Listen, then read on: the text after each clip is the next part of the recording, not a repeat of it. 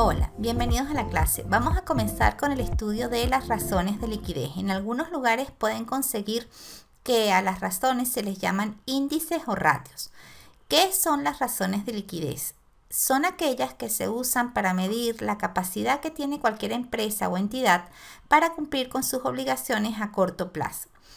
Estas razones comparan las obligaciones o deudas a corto plazo con los recursos disponibles también a corto plazo. Esos recursos serían esos activos corrientes, por ejemplo, para cumplir con esas obligaciones. A partir de las razones o índices de liquidez, se puede obtener un panorama sobre la solvencia efectiva actual de una empresa, así como la capacidad para seguir siendo solvente en caso de tener problemas de operatividad. En primer lugar, vamos a estudiar la razón de liquidez corriente o razón de circulante. Esta razón de liquidez corriente o circulante es una de las razones de liquidez más generales y empleadas. También se le llama razón de capital de trabajo o razón bancaria. Vamos a recapitular primero o a saber ¿cómo se calcula el capital de trabajo de una entidad? El capital de trabajo de una entidad se calcula restando los activos corrientes menos los pasivos corrientes.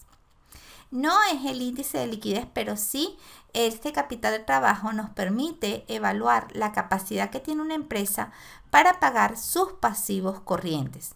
Es común que los acreedores y otros deudores vigilen el capital de trabajo de forma mensual, trimestral, semestral o anual. Ahora, ¿cómo calcular la razón de liquidez corriente? Vamos a llevar esto a un ejemplo, ¿sí? Vamos a trabajar todos los índices o razones de liquidez, de actividad, de endeudamiento o apalancamiento, de rentabilidad con los datos de una misma empresa, ¿sí?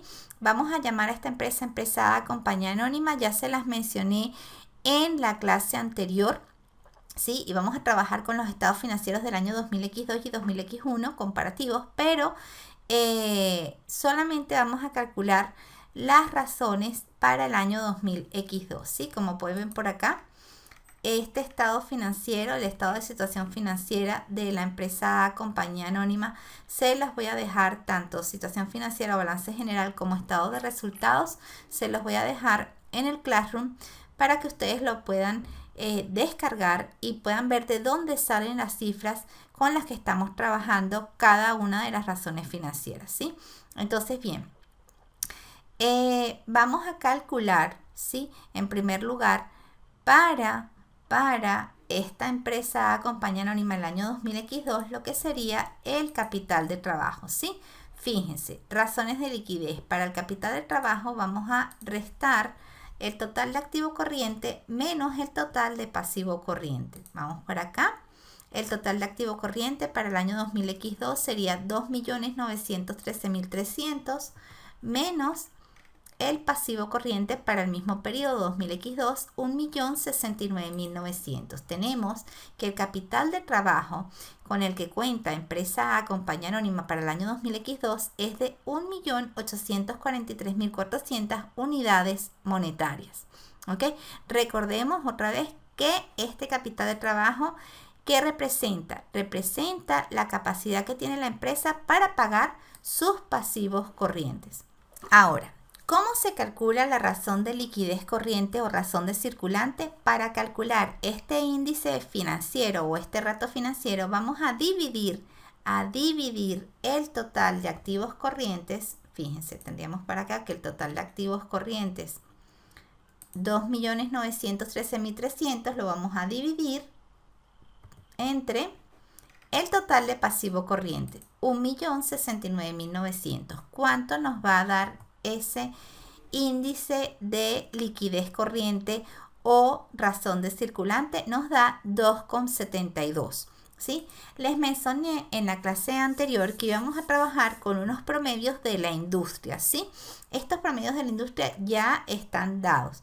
Para el año 2000X2 se publicó que en el área en la cual se desempeña empresa A, compañía anónima, el promedio de la industria, en este caso hipotético, porque recuerden que todos estos datos son ficticios, vamos a suponer que el promedio de la industria es 2.1, ¿sí? Esto es un dato ya dado, no es que lo vamos a calcular, no. Nos dicen, ¿sí? Las empresas que analizan riesgos, que hacen lo que serían las medias de los promedios industriales, nos arrojan, nos indican que en el ramo de empresa compañía anónima, el promedio de la industria fue 2.1.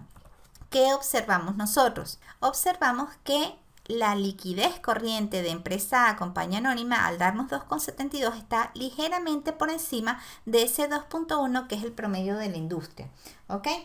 Aunque las comparaciones con estos promedios de la industria no siempre revelan fortaleza o debilidad financiera, sí son significativos en la identificación de aquellas empresas o compañías que estén fuera de los límites, ¿sí? Por ejemplo, supongamos que si el promedio de la industria es 2.1, que una empresa les diera, por ejemplo, en una razón de liquidez corriente les diera 4 este índice, o que les diera 1.5, sí, está bastante alejado. Donde ocurren las desviaciones significativas es que el analista financiero debe determinar las causas. ¿Por qué razón? Si el promedio de la industria en este caso es 2.1, ¿por qué razón estaría alejado este indicador del promedio industrial? Empresa A, compañía anónima, les comento que no se alejan demasiado de este promedio. Quizá en este caso observamos que este 2.1 frente a 2.72, la industria misma tiene demasiada liquidez, ¿sí? La compañía que se está examinando es básicamente sólida a pesar de la liquidez corriente. En otra situación, la empresa que se analiza puede tener demasiada liquidez con respecto a su industria, con el resultado de que renuncia a una rentabilidad adicional. Siempre que haya una bandera roja o un número muy distante de estos promedios industriales, el analista debe buscar, les repito, las razones que están originando esta desviación. Ojo, sin embargo, esta razón debe verse como una medida simple, ¿sí? Vamos a ver más adelante en la próxima clase lo que sería la prueba ácida. ¿Por qué? Porque no toma en cuenta la liquidez de los componentes individuales de los activos corrientes, sino el total del activo corriente. ¿Ok? Una empresa que tiene activos corrientes compuestos principalmente por efectivo y cuentas por cobrar no vencidas, en general se ve como que tiene una mayor liquidez que una empresa cuyos activos corrientes son principalmente inventarios, ¿sí? Entonces, por eso es que surge después de realizar lo que es la razón de liquidez corriente, lo que es la prueba ácida.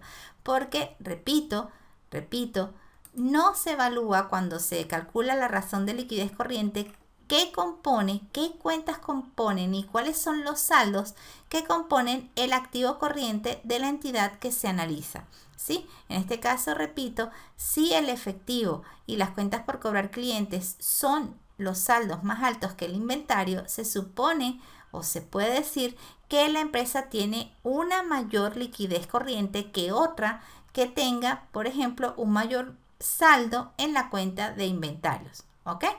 Entonces, jóvenes, es muy sencillo de calcular lo que sería esta razón de liquidez corriente. Es sumamente fácil de su cálculo y su análisis, ¿ok? Cualquier duda o comentario, por favor, me lo dejan acá abajo. Un gran saludo y hasta la próxima clase. Chao.